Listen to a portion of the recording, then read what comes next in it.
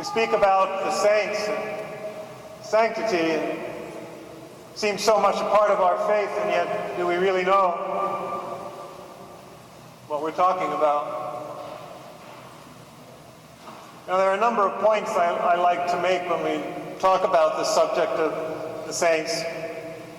One of them is that I start by asking, are you saints? And probably most people would say, oh, no, I'm no saint. I'm no saint. And, well, there's a certain sense that may be true, but fundamentally it's false. All of you are saints, at least according to St. Paul. In most of his letters, he begins by saying to the saints, literally to the holy ones, who are in Rome or Corinth or Philippi, wherever it might be, because you are. You've been made holy, you've been sanctified. You've been baptized, you've been confirmed, you've received the Spirit of Christ, the Holy Spirit, so you're holy. Temples of the Holy Spirit. So, many people start with this defeatism. Oh, I can never become a saint, it's just too much. Well, start with the positive. Start with the fact that you're already holy. So how hard can it be to become a saint? Well, we can find out. But you're starting from that positive position. Okay, the second thing. Many times you hear the phrase, the pious phrase, imitate the saints.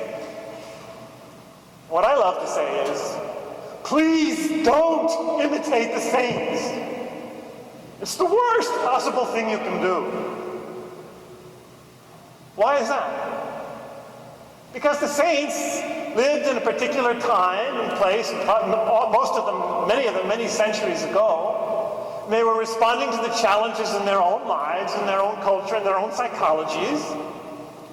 And most of the time, we don't even have accurate information about them. But even when we do, it's their lives, their response to God. So yes, obviously in one sense, one basic sense, we can and should imitate the saints, imitate the openness to the Holy Spirit, imitate the goodness, imitate the love, the mercy. Okay, but in terms of actual founding a religious order or becoming a missionary, you can't do that.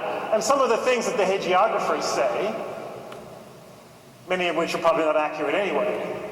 When you hear, for example, of exaggerated bodily penances, so often, well, please don't imitate that. It's a sign of psychological imbalance. In the saints. That's okay, that's normal. Especially, and even when it's a result of being overwhelmed by the entry of God into your life. It turns your whole being upside down, and it takes a while for our psychology, our personal inner balance to reestablish itself. So don't imitate that. You'll have your own challenges.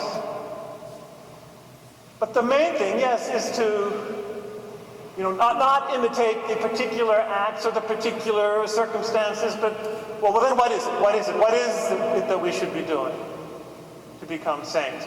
Well, you should do what they did. And as I've already said it, we should be open to the inspirations of the Spirit moment by moment. Yes, we're already children of God. We're already holy, as the second reading reminds us. We're already His children. How wonderful. But now to live that out, to live by the Holy Spirit that we have received, requires that moment-by-moment docility to the movements of the Spirit within us. If I can't judge or conclude for myself from the particular act of this or that saint in that particular saint's life, well then I have to be listening to my own life, my own inspirations here and now as they did.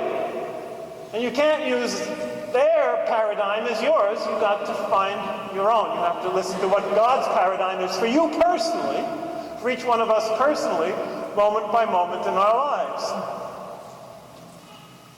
Easier said than done, right? Because how do you discern the spirits? How do you separate out, what's just coming from you, or from the worst side of you, the fears and the traumas and the hesitations and the doubts and the obsessions and the addictions and all the stuff that's there. Well, that's why you have to do your soul work if you want to become holy, which is if you want to fulfill, become who you're truly meant to be in God. So you can hear the voice of the Spirit. It requires a certain inner silence to discern the whisper of the Spirit, that subtle whisper, which often does go against the expectations, our own and the culture's expectations. So we can quiet all those other voices, especially the fears and the prejudices and all of that prevent us from hearing the voice of the Spirit. And the Spirit will turn our lives upside down. It will challenge the preconceptions and the prejudices and what comes to us simply as cultural conditioning from our family, from our nationality, from our race, from our church even, and let us learn the voice of God. So we'll have to come through the great tribulation, the great distress, as the first reading says, interiorly and exteriorly, the persecuted, etc., that Jesus mentions. Because we'll be finding out we'll have to go against some of that conditioning, maybe most of that conditioning, inner and outer, in order really to hear the voice of God. So if we don't find ourselves questioning our own conditioning, the received, quotes, wisdom, from whatever source, family and sometimes even religion, then how can we say we're following the voice of the Spirit? We're just following our conditioning, which isn't always from the Spirit. Well, look at Jesus. Jesus is the prime example, and you can find this in many of the lives of the saints who butted up against sometimes church authority, certainly the customs of their times and the expectations of society and of their families. How often, look at St. Francis of Assisi, for example, in all those respects. Or Jesus himself. Look at the circumstances of Jesus' death. Both politically and religiously, he was deemed dangerous prophet, and so they got rid of him. So he didn't just follow the conditioning from anywhere. He was listening to the voice of his Father. I always do what is pleasing to him.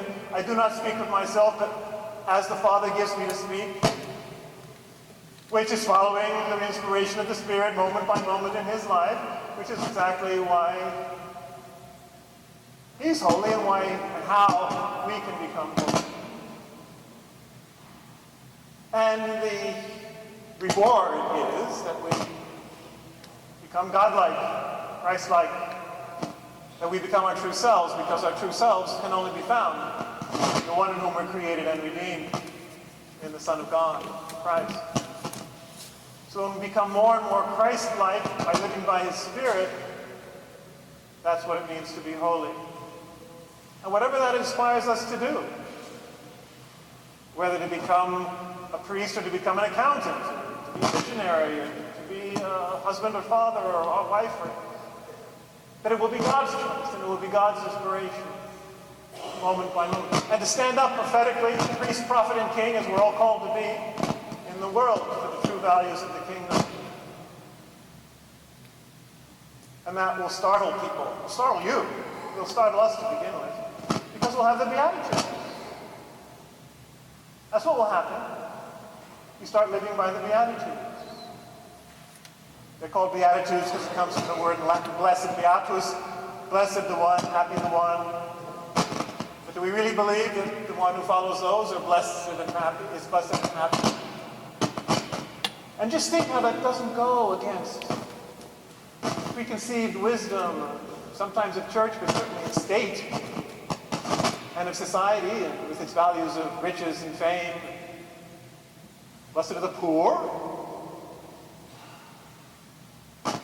Blessed are the meek, instead of the go-getters and the aggressives.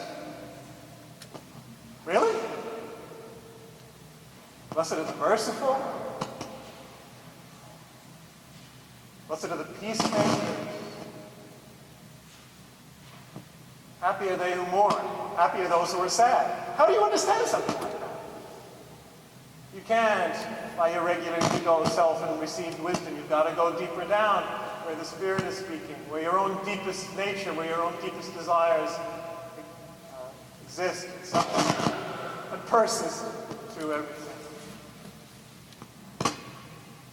So in the end, what happens is that we're a sign of contradiction to all the powers, wherever they are. Worship power. Blessed are the meek. And in the end, what happens is we're more and more transformed into Christ, because we live more and more by His Spirit. You can say the same thing, I do not speak from myself, but I speak as the Father tells me to speak. So that in the end, Christ is speaking and working through us. We're so joined to Christ that it's the Holy One Himself, God Himself, who is speaking and acting through us. St. Teresa of Jesus put it very well. Christ has no hands but yours, no heart but yours in this world. So be Christ's heart, be Christ's hand, extended in mercy and help, compassion, peace. Blessed are the peacemakers. That's what happens. We become Christ. We already are. We're already children of God, but we become fully that. That's what it means to be a saint. To be another Christ, living moment by moment by the impulsions of the Spirit for greater meekness, greater mercy, greater peace, greater openness, poverty of spirit, greater sadness for the injustice of the world, blessed are they who mourn, and who act accordingly.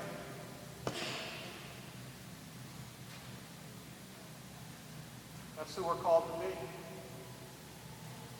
Are we up for it?